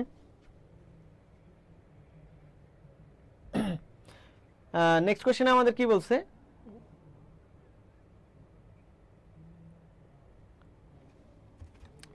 দেখো আমাদের নেক্সট যে কোশ্চেন আছে সেটা কি বলছে যে বিশুদ্ধ খাদ্য লবণের কিলাসনে কোনটা ব্যবহার করা হয়, HCl, রাইট। এখানে সঠিক উত্তর হবে হচ্ছে HCl। এরপরের যে কোশ্চেনটা আছে যে ধানের তুষ থেকে ভোজ্য তেল নিষ্কাশনে কি ব্যবহার করা হয়, এখানে সঠিক উত্তর হবে হচ্ছে কি তোমাদের, এখানে হবে হচ্ছে দ্রাবক নিষ্কাশন, ঠিক আছে। সো দ্রাবক নিষ্কাশন। নেক্সট কোশ্চেনে দেখো, নেক্সট কোশ্চেন হচ্ছে ক্রোমাটোগ্রাফি। ক্রোমাটোগ্রাফিতে যে কোশ্চেনটা তোমরা এখান থেকে দেখবা যে ক্রোমাটোগ্রাফিতে আরএফ নিয়ে অনেক কোশ্চেন থাকবে, যে আরএফ তো সবসময় মাথায় রাখবা যে আরএফ এর মান হবে হচ্ছে তোমার 1 এর থেকে কম, ঠিক আছে। আরএফ এর মান সবসময় কি হবে, 1 এর থেকে কম হবে, ঠিক আছে। তার মানে এখানে কিন্তু সঠিক উত্তর হবে হচ্ছে অপশন ডি, ঠিক আছে। অপশন ডি হচ্ছে এখানে সঠিক উত্তর হবে। পরের কোশ্চেনটা দেখো যে ক্রোমাটোগ্রাফিতে নিচের বিভিন্ন মূলকের অধিশোষণের সঠিক উত্তর কোনটা, সঠিক ক্রম কোনটা। তো দেখো এখানে যেটা হবে যে যেখানে যত বেশি পোলারিটি হবে, ঠিক আছে, পোলারিটি যত বেশি হবে সেটার অধিশোষণের মাত্রা তত বেশি হবে, ঠিক আছে। তো এইখানে দেখো আমাদের এই যে COOH যে মূলকটা আছে এটা সব থেকে বেশি হবে, তারপরে OH, তারপরে NH2, তারপরে হচ্ছে CHO, ঠিক আছে। সো এখন আমরা পরের কোশ্চেনে চলে যাই। ইন দ্য মিন টাইম তোমাদের যদি কোনো কোশ্চেন থাকে সেগুলো কিন্তু আমাকে একটু কমেন্ট সেকশনে জানাতে পারো, ঠিক আছে। আমরা খুব দ্রুতই এই এটা সৃজনশীলটা শুরু করব। জাস্ট আমি একটু একটা সেকেন্ড সময় নিচ্ছি।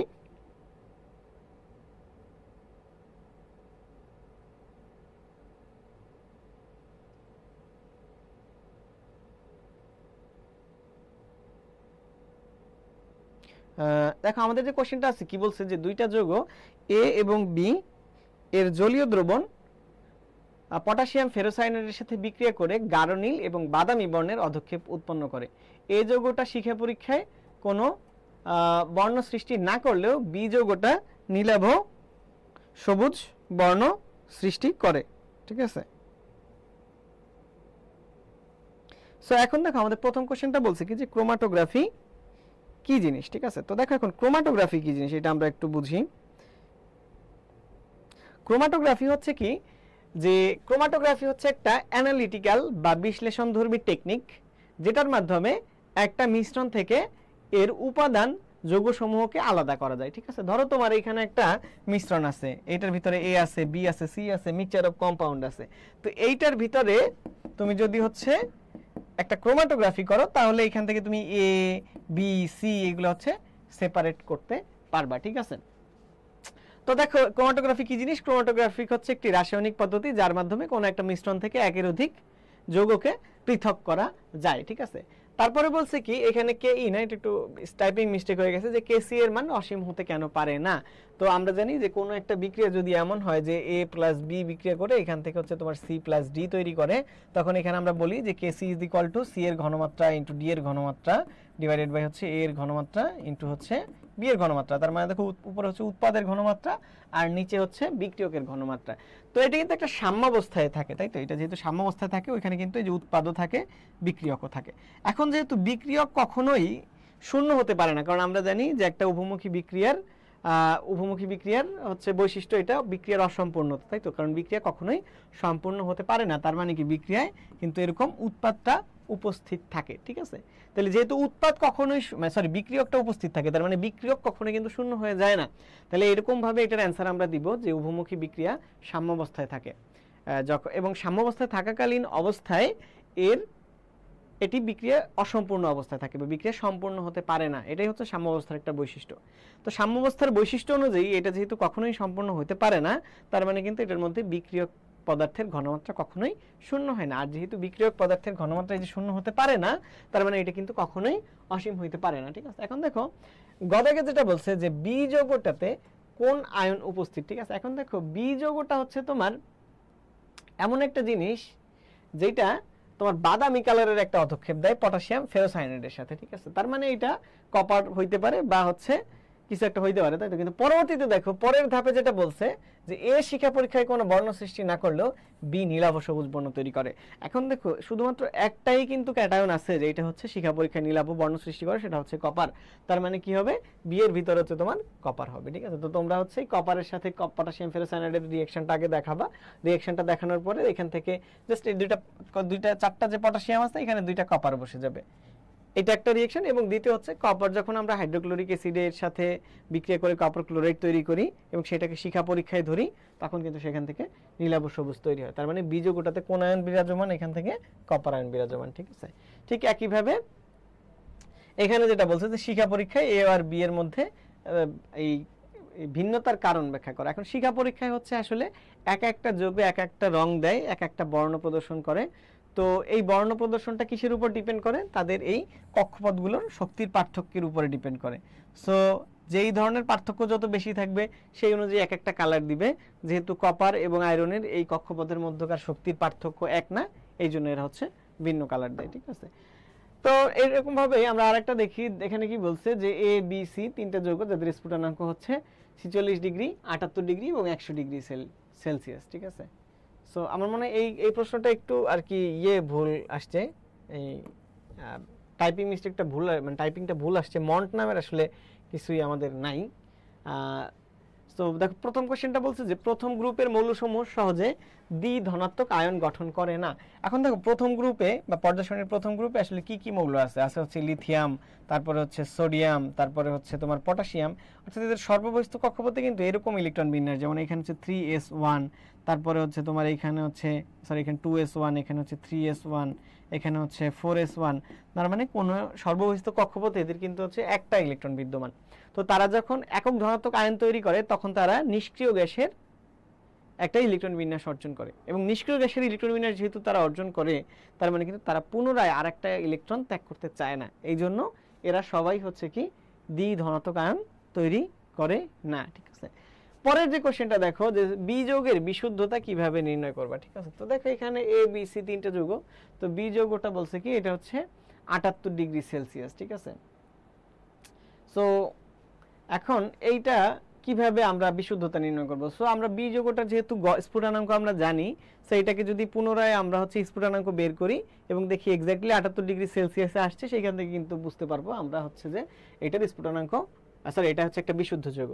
এবার দেখো এ বি এবং সি যৌগের মিশ্রণ থেকে উপাদান সমূহ কিভাবে আমরা আলাদা করতে পারি। তো এদের যেহেতু আসলে ইয়েগুলো মানে স্ফুটনাঙ্কগুলো অনেক দূরে দূরে, আমরা কিন্তু এদেরকে আংশিক পাতনের মাধ্যমে আলাদা করতে পারি। তো এই জাতীয় যে এখান থেকে এই ধরনের সৃজনশীল প্রশ্ন আসতে পারে। দেখো এই প্রশ্নটা খুবই গুরুত্বপূর্ণ আগের দুটো প্রশ্নের তুলনায়, যে তোমার রাইডার ধ্রুবক কি জিনিস। রাইডার ধ্রুবক এটা হচ্ছে প্রথম অধ্যায়ের কোশ্চেন। এটা হচ্ছে যে তোমার আমরা যে 4 ডিজিট পলবুঙ্গি ব্যালেন্স ইউজ করি, এই পলবুঙ্গি ব্যালেন্সের উপরে একটা রাইডার থাকে। এই রাইডারকে প্রতি এক ঘর ডানে বা বামে সরালে পরে তার জন্য ওজনের যে তারতম্য আমরা পাই তাকে বলা হয় হচ্ছে কি আমাদের রাইডার ধ্রুবক। এরপর হচ্ছে হুন্ডের নীতি, তোমাদের যেভাবে বলেছিলাম যে হুন্ডের নীতি থেকে কিন্তু আমাদের প্রশ্ন আসতে পারে, এবং এই যে প্রশ্নটা যে হুন্ডের নীতি, এটা তুমি ব্যাখ্যা করবা খুব সুন্দর করে, যে যখন সমশক্তি সম্পন্ন অরবিটালগুলোতে ইলেকট্রন প্রবেশ করে তখন তারা প্রথমে অযুগ্মভাবে প্রবেশ করে এবং পরবর্তীতে সবগুলো অরবিটাল পূরণ হওয়ার পরে তারা আবার যুগ্মভাবে প্রবেশ করে, ঠিক আছে? তারপরে দেখো চারটা কোয়ান্টাম সংখ্যা সম্বন্ধে সংক্ষিপ্তভাবে আলোচনা করো। তো এখানে আমাদের প্রথম কোয়ান্টাম সংখ্যা আছে n, সেটা হচ্ছে আমাদের অরবিট বা কক্ষপথের আকৃতি সম্বন্ধে ধারণা দেয় বা আকার সম্বন্ধে ধারণা দেয়, সাইজ। এরপরে যেটা আছে যে এল হচ্ছে সহকারী কোয়ান্টাম সংখ্যা, এটা হচ্ছে অরবিটালের বা ইলেকট্রন যেখানে থাকে সেটার শেপ সম্বন্ধে ধারণা দেয়। শেপ মানে হচ্ছে আকৃতি আর কি, ঠিক আছে? এরপরে হচ্ছে তোমার এম হচ্ছে কি ম্যাগনেটিক কোয়ান্টাম সংখ্যা, বা এটা হচ্ছে অরবিটালের ত্রিমাত্রিক বিন্যাস সম্বন্ধে আমাদের ধারণা দেয়। এবং সর্বশেষ যেটা থাকে স্পিন কোয়ান্টাম সংখ্যা, এটা কিন্তু আমাদের অরবিটালের যেই ইলেকট্রনের স্পিন সেই সম্বন্ধে ধারণা দেয়, ঠিক আছে? সো এরপরে হচ্ছে আমাদের যে ইয়েটা আছে কি বলে মৌলের পর্যাবৃত্ত রাসায়নিক ধর্ম, এইটা থেকে চলো আমরা কিছু এমসিকিউ দেখি। প্রথমেই আছে হচ্ছে এসপি ব্লকের মৌলসমূহের রসায়ন। তো এখান থেকে হচ্ছে বিভিন্ন এস ব্লক মৌল, পি ব্লক মৌলের যে সাধারণ ধর্মাবলী আছে এগুলো তোমরা পড়বা। এবং আরেকটা জিনিস খুব ভালো করে পড়বা যে বিভিন্ন অক্সাইডের যে ধর্ম, এটা কিন্তু তৃতীয় অধ্যায়ে যেই গ্রুপের মৌলই তুমি পড়ো না কেন এস এবং পি এর, এখান থেকে কি পড়বা অক্সাইডের ধর্মগুলো পড়বা, ঠিক আছে?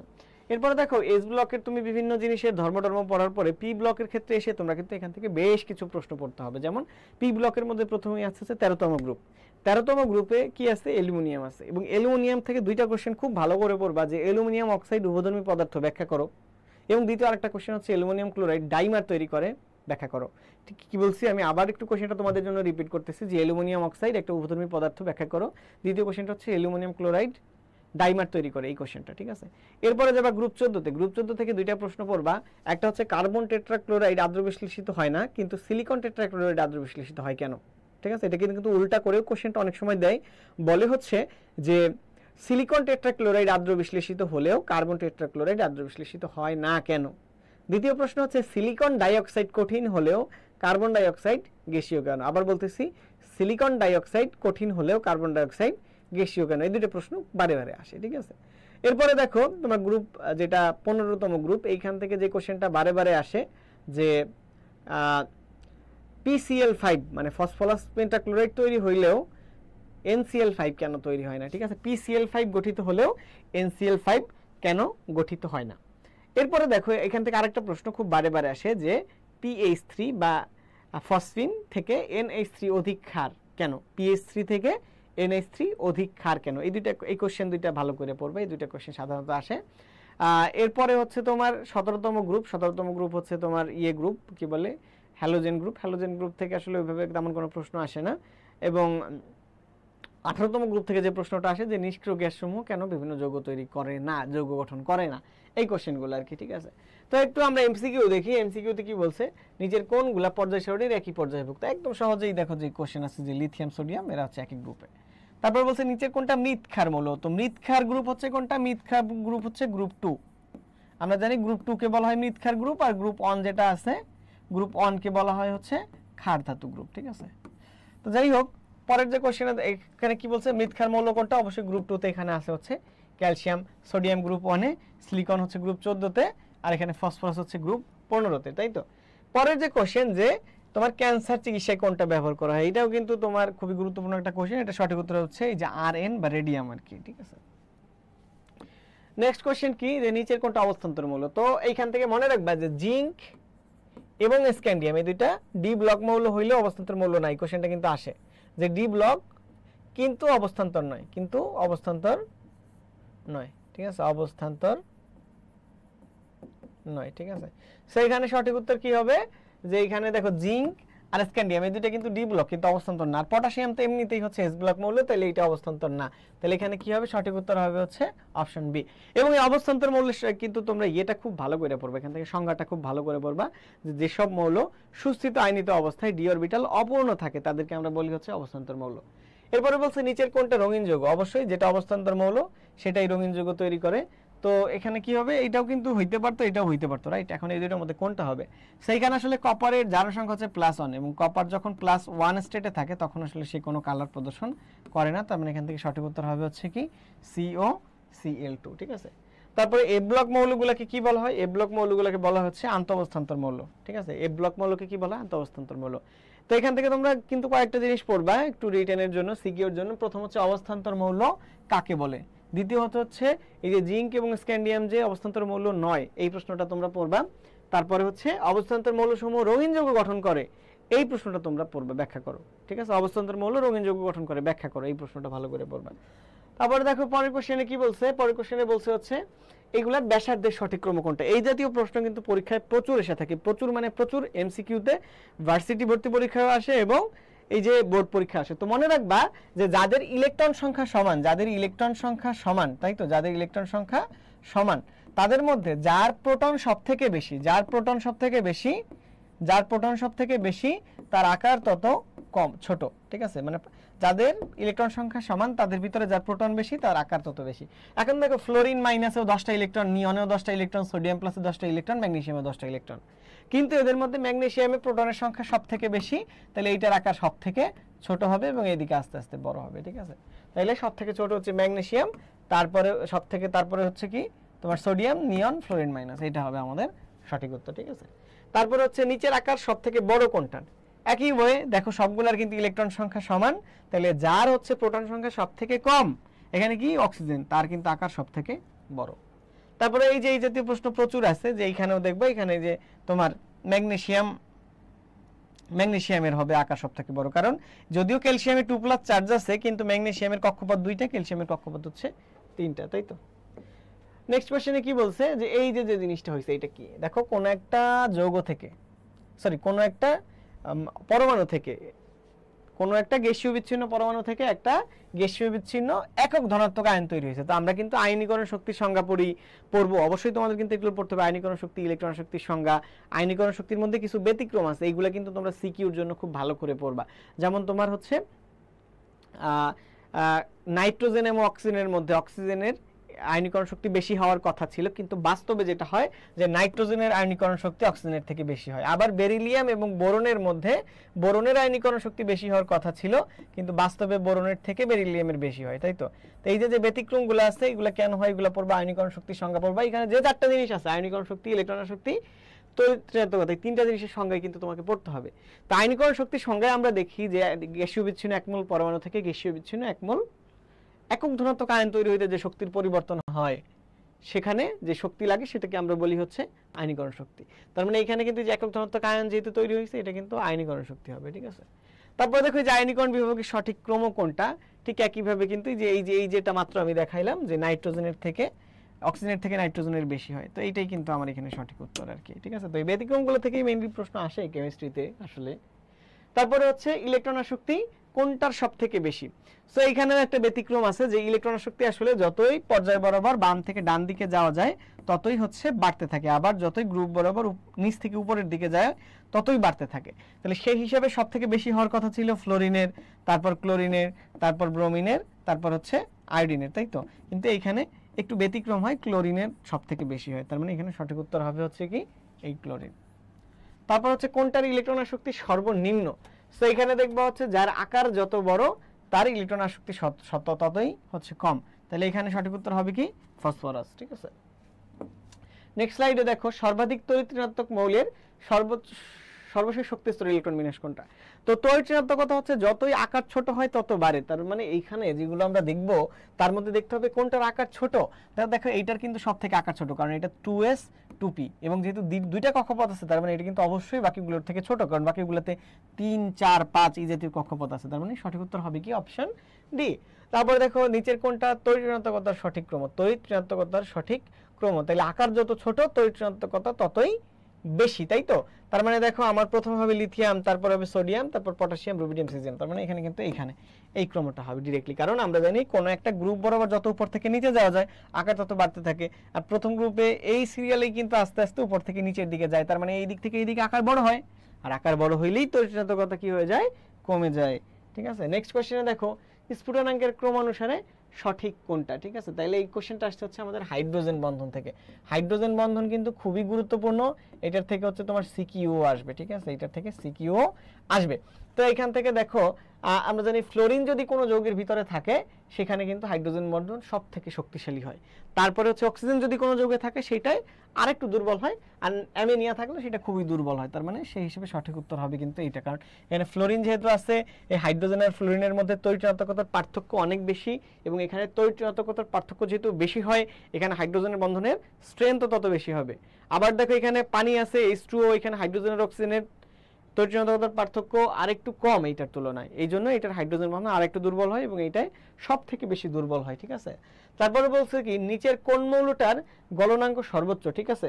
তো এখানে দেখতে হবে কি যে ধাতু যেগুলো আছে, ঠিক আছে, ধাতুর মধ্যে অবশ্যই গলনাঙ্ক স্ফুটনাঙ্ক অনেক বেশি হয়, এবং ধাতুর ভিতরে যার ইলেকট্রন সর্ববহিস্থ কক্ষপথে যত বেশি তার গলনাঙ্ক স্ফুটনাঙ্ক তত বেশি হবে, ঠিক আছে। তার মানে এখানে সঠিক উত্তর হবে কি অ্যালুমিনিয়াম। পরের যেটা আছে যে নিচের কোন পরমাণুর অষ্টক পূরণ হচ্ছে, তো অষ্টক পূরণ হচ্ছে অবশ্যই এখানে পানির অষ্টক পূরণ হয়, BCl3 এর কিন্তু আমার অষ্টক পূরণ হয় না, কারণ এখানে ব্রোনের সর্ববহিস্থ কক্ষপথে 3টা ইলেকট্রন আর ক্লোরিন 3টা দিচ্ছে, তার মানে এটা কিন্তু অষ্টক পূরণ হয় না। ঠিক একইভাবে AlCl3 এর অষ্টক পূরণ হয় না, ঠিক আছে, BF3 এর অষ্টক পূরণ হয় না, এটা একটু মাথায় রাখবে। তার মানে এই 1 ও 3 এখানে সঠিক উত্তর হবে। তারপর নিচের কোনটায় মুক্ত জোরের পরিমাণ সর্বাধিক, এখানেও দেখবা যে সঠিক উত্তর হবে হচ্ছে XeF2। ঠিক একইভাবে আমরা নেক্সট কোশ্চেনে যদি যাই যে বন্ধন কোণ, এই যে পার্টটা যেখানে আসছে হচ্ছে সংকরায়ন, বন্ধন কোণ এবং আকৃতি, এই পার্টটা থেকে কিন্তু সব থেকে বেশি কোশ্চেন তোমরা এইচএসসি তে পাবা। সেটা হতে পারে এই এমসিকিউতে, হতে পারে সিকিউতে, দুইটাতেই হবে, ঠিক আছে। তার মানে এখান থেকে কিন্তু তোমাদের খুবই মনোযোগ সহকারে পড়তে হবে। এবং এই বইয়ের মধ্যে দেখবে একটা টেবিল দেওয়া আছে, ওই টেবিলের মধ্যে বিভিন্ন যৌগর যে কোন আকার, কোন আকৃতি, কোন সংকরায়ন, কয়টা মুক্তজোড় ইলেকট্রন, কয়টা বন্ধনজোড় ইলেকট্রন, সবকিছু সুন্দর করে এক জায়গায় দেওয়া আছে, ঠিক আছে। তো তারপরে আমি কিছু পরমাণু এখানে লিখে, অণু লিখে দিচ্ছি যেগুলোর বন্ধন কোণ এবং সেগুলোর ব্যাখ্যা তোমরা একটু বাসায় পড়বা। যেমন প্রথমত পড়বা NH3, ঠিক আছে, এটা সংকরায়ন, বন্ধন কোণ এবং আকৃতি, সংকরায়ন, বন্ধন কোণ, আকৃতি। NH4+, ঠিক আছে, অ্যামোনিয়াম। তারপরে পড়বা হচ্ছে ওয়াটার, পানি, ঠিক আছে, H2O। তারপরে পড়বা হচ্ছে H3O বা হাইড্রোনিয়াম আয়ন। তারপরে পড়বা হচ্ছে তোমার PH3। তারপরে পড়বা হচ্ছে তোমার H2S, ঠিক আছে। আমি প্রত্যেকটার বন্ধন কোণ একটু লিখে দেই। যেমন এই NH3 এর বন্ধন কোণ হচ্ছে তোমার 107 ডিগ্রি এবং এইটার আকার হচ্ছে পিরামিডীয়। NH4 এর বন্ধন কোণ হচ্ছে 109.5 ডিগ্রি, আবার এইটার আকৃতি হচ্ছে চতুস্তলকীয়। H2O এর বন্ধন কোণ হচ্ছে তোমার 104.5 ডিগ্রি এবং এটার আকার হচ্ছে ভি আকৃতি। H3O এর বন্ধন কোণ 107 ডিগ্রি, এটার আকার হচ্ছে তোমার পিরামিডীয়। PH3 এর আকৃতি আবার পিরামিডীয়, কিন্তু এটার বন্ধন কোণ হচ্ছে 94 ডিগ্রি। আর H2S এর বন্ধন কোণ হচ্ছে তোমার 91 ডিগ্রি, এটার আকৃতি হচ্ছে আবার ভি আকৃতি, ঠিক আছে। সো এইগুলোই কিন্তু বারে বারে আসে। সো এখন দেখো বন্ধন কোণ, আর যদি এখানে দেখো যে এরকম BCl3 বা BF3 এরকম কিছু আছে, তাহলে এইগুলোর বন্ধন কোণ হচ্ছে 120 ডিগ্রি, ঠিক আছে। এটা দেখবা। আর সংকরায়নের মধ্যে কয়টা জিনিস দেখবা, যদি কার্বনের 4 হাতেই একক বন্ধন থাকে তাহলে এটা হচ্ছে sp3 সংকরায়ন। কার্বনের 4 হাতে যদি কোনো এক জায়গায় ডাবল বন্ড থাকে, দ্বিবন্ধন থাকে, তাহলে এটা বুঝবো হচ্ছে sp2 সংকরায়ন। আর কার্বনের সাথে যদি এরকম ট্রিপল বন্ড থাকে অথবা একটা কার্বনের 2 হাতে ডাবল বন্ড থাকে, এইগুলো হচ্ছে sp সংকরায়ন, ঠিক আছে। আর এখানে যারা আছে এগুলো সবাই হচ্ছে sp3 সংকরায়ন, এই সবাই হচ্ছে sp3 সংকরায়ন। আর এই দুইটা হচ্ছে sp2 সংকরায়ন, ঠিক আছে। তো দেখো এখানে বন্ধন কোণের ইয়েটা বলছে, বের করতে বলছে। এখানে CH4 এর বন্ধন কোণ 109 ডিগ্রি, এটা একটু মাথায় রাখবা। আর এটা হচ্ছে 107 ডিগ্রি। তারপরে H2S হচ্ছে 91 ডিগ্রি আর H2 হচ্ছে 104.5 ডিগ্রি। এটা 92ও লেখা আছে অনেক বইতে। সো এখন দেখো এই সিরিয়ালে যদি তুমি সাজাও তাহলে CH4 এর বন্ধন কোণ সবথেকে বেশি, তারপর NH3, তারপর H2, তারপর H2S, শেষ। তারপর হচ্ছে বন্ধন কোণের সঠিক ক্রম কোনটা, আবার একই টাইপের কোশ্চেন। দেখো এখন এখানে যদি তোমার এইটার অবশ্যই বন্ধন কোণ সবথেকে বেশি হবে, কারণ BeCl2 মানে বেরিলিয়ামের দুই পাশে দুইটা ক্লোরিন আছে, তার মানে এখানে কি 180 ডিগ্রি, ঠিক আছে। এরপরে হচ্ছে BF3 কোথাও আছে কিনা দেখো, এই যে BF3, তারপরে NH3, তারপর হচ্ছে H2, তার মানে সঠিক উত্তর কি হবে, অপশন ডি। এখন দেখো আমি এই এক ক্লাসের মধ্যে ক্ষুদ্র তো একটা আমাদের এটা একটা সাজেশন ক্লাস, এখানে আসলে সবগুলা বোঝানো সম্ভব না যে এটার কোন কত কিভাবে আসছে। তো এটার জন্য তোমরা একটা কাজ করতে পারো, সংকলনের জন্য একটা ভিডিও দেখবে জয়কুল একাডেমিক চ্যানেলের মধ্যে দেওয়া আছে, এটা আমি করছিলাম, ইউটিউবে গিয়ে একটু সার্চ করলে পাবা। সেকেন্ড হচ্ছে এই বইটা তোমাদের কাছে যদি থাকে তাহলে এই বইয়ের মধ্যে সবকিছু সুন্দর করে দেওয়া আছে, ইভেন মোর বোর্ড বইতেও দেওয়া আছে, বাট এখানে আসলে অনেকগুলো দেওয়া আছে। সো এটা একটু পড়লে কিন্তু তোমাদের জন্য ইজি হয়ে যাবে, ঠিক আছে। নেক্সট স্লাইডে কি বলছে যে PH4Cl এই যৌগে কি কি বন্ধন বিদ্যমান। এই যৌগ হচ্ছে 3টা বন্ধনই বিদ্যমান, আয়নিক, সমযোজী, সন্নিবেশ। দেখো এটা প্রথমে হচ্ছে PH3 তৈরি করে, যেটার মধ্যে পিওরলি সমযোজী বন্ধন, ঠিক আছে, তিন পাশে, এবং একটা লোন পেয়ার ইলেকট্রন থাকে। এই লোন পেয়ার ইলেকট্রন আবার সন্নিবেশ সমযোজী বন্ধনের মাধ্যমে এই হাইড্রোজেন আয়নের সাথে যুক্ত হয়। তো এটার সাথে যুক্ত হলে প্লাস চার্জটা এটার উপরে চলে আসে। সো এটার যখন একটা প্লাস চার্জ আসে তখন সেটা ক্লোরাইড মাইনাস মানে ক্লোরিন মাইনাসের সাথে যুক্ত হতে পারে। তার মানে এই যে 3টা সমযোজী বন্ধন, একটা সন্নিবেশ বন্ধন এবং একটা আয়নিক বন্ধন, তার মানে এখানে কিন্তু 3টা বন্ধনই আছে। তারপর হচ্ছে পোলার আয়ন। কি জিনিস পোলার আয়ন? হচ্ছে কোনো একটা যৌগে 2টা পরমাণুর মধ্যে তড়িৎ ঋণাত্মকতার পার্থক্য যত বেশি তৈরি হয় তত হচ্ছে পোলারিটি তৈরি হয়, তাই তো? এটা হচ্ছে পোলারিটি। আর পোলার আয়ন কি জিনিস? পোলার আয়ন হচ্ছে যে একটা আয়নিক যৌগে তোমার অ্যানায়ন ক্যাটায়ন কর্তৃক অ্যানায়নের যে ইলেকট্রন মেঘের তোমার একটা বিচ্যুতি বা একটা বিকৃতি, এই বিকৃতির ফলে ওই আয়নিক যৌগে যে সমযোজী বৈশিষ্ট্য প্রকাশ পায় তাকে বলা হয় হচ্ছে পোলার আয়ন, ঠিক আছে? তো এইগুলা কয়েকটা জিনিসের উপর নির্ভর করে, সেটা আমরা বের করি হচ্ছে ফাজানের নীতি দিয়ে, তাই তো? এটা খুব ভালো করে তোমরা পড়বা, এটা একদম 3 স্টার। এই ফাজানের নীতিগুলো পড়বা বই থেকে, 3 স্টার, এটা থেকে প্রশ্ন একটা আসবেই, ঠিক আছে? সো ফাজানের প্রথম নীতিতে বলে হচ্ছে কোন একটা যৌগে চার্জের পরিমাণ যত বাড়বে পোলার আয়ন তত বাড়বে, চার্জ যত বেশি হবে পোলার আয়ন তত বেশি হবে, ঠিক আছে? সো দেখো এইখানে বেরিলিয়ামের উপরে +2 চার্জ, ম্যাগনেসিয়ামের উপরে +2 চার্জ, এখানে লিথিয়ামে +1 চার্জ, সোডিয়ামে +1 চার্জ। তার মানে দেখো এই দুইটার যেহেতু চার্জ কম, এই দুইটার মধ্যে কোন একটা হবে যেখানে পোলার আয়ন বেশি, তাই তো? এখন আসো, সবসময় কিন্তু চার্জ দিয়ে তুমি ডিসাইড করতে পারতেছো না, কারণ দুজনের উপরেই +2 করে চার্জ। তাইলে আমার এখন ফাজানের দ্বিতীয় নীতিতে যাইতে হবে। ফাজানের দ্বিতীয় নীতিতে বলছে কি যে ক্যাটায়নের আকার যত ছোট হবে, ঠিক আছে, ক্যাটায়নের আকার বা ধাতুর আকার যত ছোট হবে এবং অ্যানায়ন বা অধাতুর আকার যত বড় হবে, পোলার আয়ন তত বেশি হবে, ঠিক আছে। তাহলে দেখো আমার ক্যাটায়নের আকার, বেরিলিয়ামের আকার বড় না ম্যাগনেসিয়ামের আকার বড়? আমরা ইজিলি বলতে পারতেছি বেরিলিয়ামের আকার বড়, কারণ বেরিলিয়াম এই হচ্ছে উপরে অবস্থিত আর ম্যাগনেসিয়াম হচ্ছে আস্তে আস্তে ওই একই গ্রুপের নিচের দিকে অবস্থিত। তার মানে বেরিলিয়ামের আকার যেহেতু ছোট, ক্যাটায়নের আকার যত ছোট হবে পোলার আয়ন তত বেশি হবে। সঠিক উত্তর হবে কি অপশন এ, ঠিক আছে। নেক্সট কোশ্চেনে দেখো, এখান থেকে তোমাদের আরেকটা জিনিস আমি বলে দিই যে বিভিন্ন পোলার আয়নের তুলনাগুলো তোমরা ভালো করে পড়বে। এগুলো টেস্ট পেপারে তোমরা পড়েছো হয়তো, বা বইয়ের শেষে অনেক প্রশ্ন দেওয়া আছে এখান থেকে পড়েছো। এটা পড়লে পরে এখান থেকে তোমরা একটা কোশ্চেন কিন্তু অবশ্যই পাবা, ঠিক আছে। নেক্সট কোশ্চেনে আসো। নেক্সট কোশ্চেনে কি বলছে যে গ্লোবাল সল্টের সংকেত কি? তো গ্লোবাল সল্টের সংকেত হচ্ছে এই যে এইটা, যে সোডিয়াম সালফেট ইনটু 10 ওয়াটার। তারপরে হচ্ছে নেক্সট কোশ্চেনে কি বলছে, নিচের কোনটা এইগুলোর মধ্যে হচ্ছে হাইপো অ্যাসিড? তো হাইপো অ্যাসিড হচ্ছে যেটার মধ্যে সবথেকে কম পরিমাণ পানি আছে, ঠিক আছে, H3PO2। তারপর হচ্ছে নিচের অ্যাসিডগুলোর মধ্যে কোনটা পাইরো অ্যাসিড? পাইরো অ্যাসিড মনে হচ্ছে যেটা সবথেকে বেশি পানি আছে।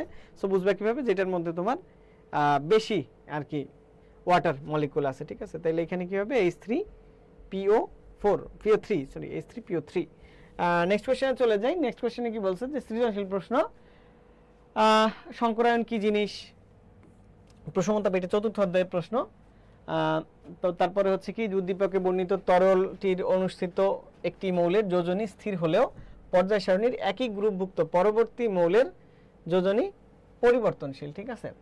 তো এখান থেকে আসলে কি বর্ণিত তরল, তো দেখো আসলে তরল পদার্থের ব্যাপারটা আমরা একটু পড়ি। নিম্ন তাপমাত্রায় তরল পদার্থ জমাট বেঁধে কঠিন হলে তার ঘনত্ব বাড়ার কথা থাকলেও একটা বিশেষ বন্ধনের কারণে তা ঘটে না। তো এইটা হচ্ছে মূলত বলছে পানির কথা, H2O। তা আমরা জানি কোন একটা জিনিসের তাপমাত্রা যদি কমে তাইলে তার ঘনত্ব হচ্ছে কমবে, কিন্তু পানির ক্ষেত্রে কাহিনী হয় উল্টা। পানির ক্ষেত্রে তাপমাত্রা কমলে এর ঘনত্ব বেড়ে যায়, এই জন্য দেখবা বরফ পানির উপরে ভাসে। তার মানে এই যে তরল, বিশেষ তরল, এটা হচ্ছে কি H2O।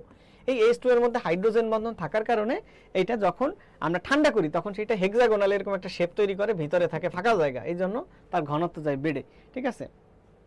সরি, ঘনত্ব যায় কমে। ঘনত্ব কমার কারণে হচ্ছে কি হয়, আমরা এটা পানিতে ভাসে, ঠিক আছে। অন্যান্য পদার্থের ক্ষেত্রে হচ্ছে ঘনত্ব বাড়ার কথা, কিন্তু পানির ক্ষেত্রে হয় উল্টা। এখন দেখো এইটা যেহেতু হয়, এখন বলছে কি এই অণুর ভিতরে, এই অণু স্থিত একটা মৌলের যোজনী স্থির। তো এই অণুর মধ্যে যে একটা পরমাণুর কথা বলছে সেটা হচ্ছে এই যে অক্সিজেন। অক্সিজেনের যোজনী সবসময় স্থির, কিন্তু পর্যায় সারণীর একই গ্রুপভুক্ত পরবর্তী অন্যান্য মৌলের যোজনী পরিবর্তনশীল। এখন দেখো এই যে অক্সিজেনের নিচে যারা আছে, অক্সিজেনের নিচে তোমার আছে হচ্ছে সালফার। এই সালফারের একই গ্রুপে থাকে, কিন্তু এর হচ্ছে যোজনী ভিন্ন ভিন্ন। কখনো সেটা SF4 তৈরি করে, কখনো হচ্ছে SF6 তৈরি করে, কখনো H2S তৈরি করে, ঠিক আছে। সো দেখো এখানে হচ্ছে H2S, এখানে সালফারের যোজনী 2, SF4, এখানে সালফারের যোজনী 4, এখানে যোজনী 6। তো এইটাই তোমরা একটু সুন্দর করে ব্যাখ্যা করবা, ঠিক আছে। তো এখন দেখো ঘদাগে যেটা আছে, এটা খুবই গুরুত্বপূর্ণ কোশ্চেন। আমি তোমাদেরকে বলছিলাম যে হাইড্রোজেন বন্ধন থেকে প্রশ্ন আসবে।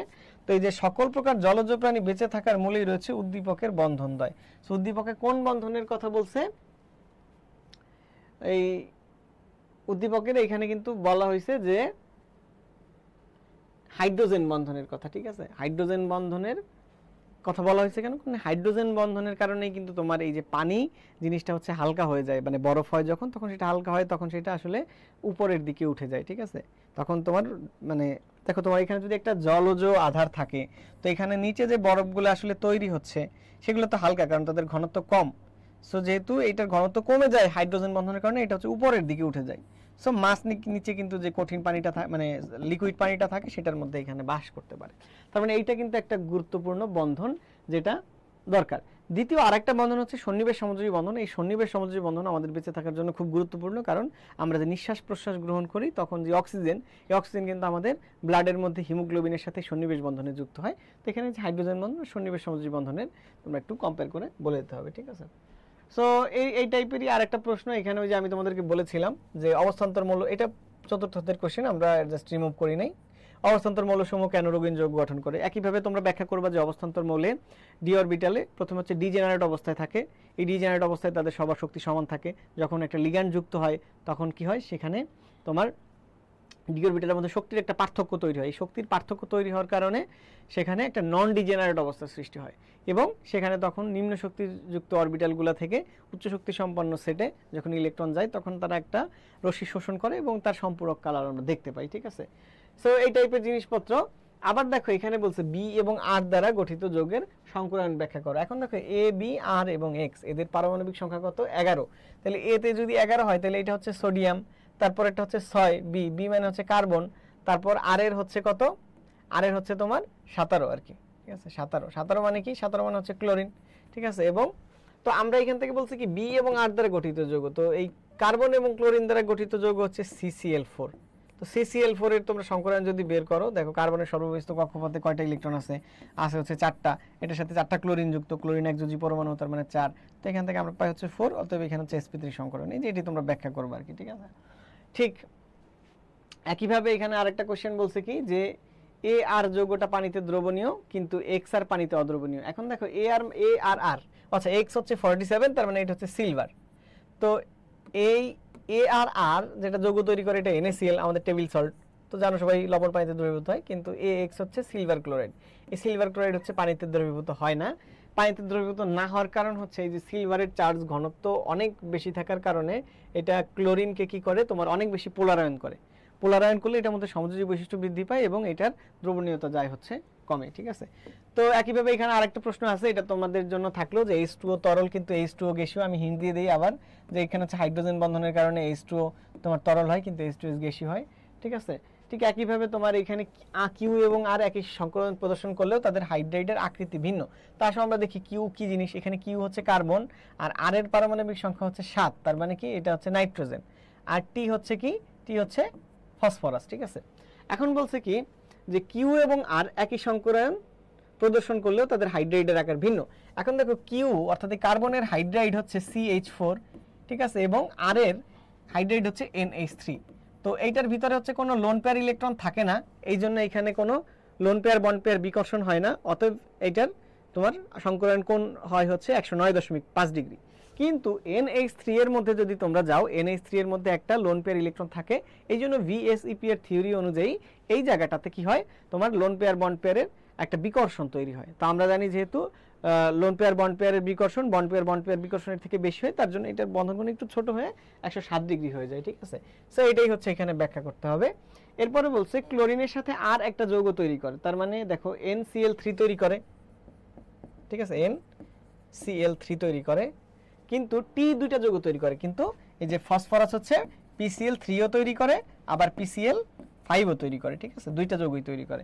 অতএব এইটা PCl5 তৈরি করতেছে, কিন্তু এইটা কিন্তু NCl5 তৈরি করে না। এই জিনিসই ব্যাখ্যা করতে হবে তোমার, কারণ ওর আসলে ফাঁকা ডি অরবিটাল থাকে, ও 5টা বিজোড় ইলেকট্রন তৈরি করার কারণে ওর যোজনী 5 হইতে পারে, কিন্তু নাইট্রোজেনের ফাঁকা ডি অরবিটাল না থাকার কারণে এটা 5টা যোজনী তৈরি করতে পারে না, ফলে নাইট্রোজেন NCl5ও তৈরি করে না। ঠিক আছে, তো এই ছিল মোটামুটি আমাদের আজকের এর পাশাপাশি তোমরা আরো কয়েকটা জিনিস একটু ভালো করেই পড়বা, খুব বেশি করে পড়বা। আমি আবার রিপিট করে বলে দিতেছি যে সংকরায়ন তো তোমরা পড়বাই, সাথে ফাজানের নীতিটা খুবই ভালোভাবে পড়বা তোমরা, এখান থেকে কিন্তু প্রশ্ন আসবেই আসবে। ঠিক আছে, তো যাই হোক আজকের ক্লাসটা এই পর্যন্তই। তোমরা যারা এতক্ষণ দীর্ঘক্ষণ ধরে ধৈর্যের সাথে ক্লাসটা করেছো সবাইকে অনেক অনেক ধন্যবাদ। সাধারণত আমাদের অ্যাডমিশনের ক্লাসগুলো একটু ইন্টারেস্টিং হয়, কিন্তু আসলে একাডেমিক ক্লাসগুলো একটু বোরিং হয়। তারপরেও তোমরা যারা আসলে এত সময় ধৈর্য নিয়ে আসলে ক্লাসটা করছো তাদেরকে অনেক অনেক ধন্যবাদ। আর তোমাদেরকে আরেকটা কথা আমি একটু বলে দিতে চাই যে আসলে এই MCQর প্র্যাকটিসটা তোমরা তো বিভিন্ন টেস্ট পেপার থেকে করোই, কিন্তু টেস্ট পেপারে কিন্তু আসলে এই জিনিসগুলো অধ্যায়ভিত্তিক দেওয়া থাকে না। তো অধ্যায়ভিত্তিক প্র্যাকটিস করার জন্য কিন্তু তোমরা যে রসায়ন বিচিত্রা বইটা নিতে পারো, এখানে মোটামুটি বিগত 7-8 বছরের কোশ্চেনগুলোকে সর্ট আউট করে ব্যাখ্যা সহকারে বইয়ের ভিতরে দেওয়া আছে। এটা কিন্তু যে শুধু অ্যাডমিশনের কোশ্চেন তা না, এখানে প্রত্যেকটা অধ্যায়কে বিভিন্নভাবে ভাগ করা, কিন্তু বিভিন্ন টপিকে ভাগ করা। ধরো তোমার এই যে এই অধ্যায়ে এই যে আমরা যে অধ্যায় দেখলাম মাত্র তৃতীয় অধ্যায়ে মনে করো একটা টপিক সংকরায়ন, এই সংকরায়নকে আবার বেশ কয়েকটা স্টেপে ভাগ করা। প্রথম স্টেপে তোমার বেসিক ইনফরমেশন, তারপরে অ্যাট এ গ্লান্স, তারপরে হচ্ছে ভার্সিটির প্রিভিয়াস ইয়ারের কোশ্চেন, তারপরে মেডিকেলের প্রিভিয়াস ইয়ারের কোশ্চেন। হ্যাঁ, এরপরে হচ্ছে দেখবা যে তোমরা এখানে লাস্টের যে দুইটা স্টেপ আছে, এই দুইটা স্টেপের একটাতে হচ্ছে বিগত বছরের HSC প্রশ্ন এবং আরেকটা হচ্ছে বিভিন্ন বোর্ড বইয়ের প্রশ্ন। তাহলে এই জিনিসগুলোই তো তোমরা পড়ো, কিন্তু ওইখানে কিন্তু তোমার হচ্ছে টপিক ওয়াইজ ভাগ করে দেওয়া থাকে না, এখানে টপিক ওয়াইজ ভাগ করে দেওয়া, সাথে সাথে আবার ব্যাখ্যা দেওয়া। তার মানে এখান থেকে তুমি যদি ওই প্রশ্নগুলো পড়ো তাহলে কিন্তু তোমাদের জন্য এটা খুবই মঙ্গলজনক একটা জিনিস হতে পারে। অতএব যারা এসএসসি পরীক্ষা সামনে দিবা বা সামনের বছর এসএসসি পরীক্ষা দিবা, তারা কিন্তু এখন থেকে এই বইটা কালেক্ট করে নিলে তোমাদের অনেক উপকার হবে। বইয়ের দাম হচ্ছে 550 টাকা আর কি। তোমরা যে স্ক্রিনে যে নাম্বার এখানে একটা দেওয়া আছে, হ্যাঁ, এটার ভিতরে কল দিয়ে আর কি, যে আমি লিখে দিচ্ছি 01678 তারপর 343450তেও দিতে পারো বা 71, এই দুটো নাম্বারের কোনো একটাতে কল দিয়ে কিন্তু তোমরা আসলে 678 না, এখানে একটা 8 হবে, সরি। তো এই নাম্বারে কল দিয়ে তোমরা বাই পেজে ইনবক্স করেও যে বিভিন্নভাবে তোমরা অর্ডার করতে পারো, চাইলে রকমারি থেকে অর্ডার করতে পারো, বা চাইলে তোমরা হচ্ছে এটা আমাদের ওয়েবসাইট থেকে অর্ডার করতে পারো, ফেসবুক পেজ থেকে অর্ডার করতে পারো, বা তোমরা যে কোনো লোকাল ইয়ে থেকেও কিনতে পারো, লাইব্রেরি থেকে কিনতে পারো, দ্যাট ডাজন্ট বেসিক্যালি ম্যাটার। তো আজকের ক্লাসটা এই পর্যন্ত। সবাই ভালো থাকো, সুস্থ থাকো।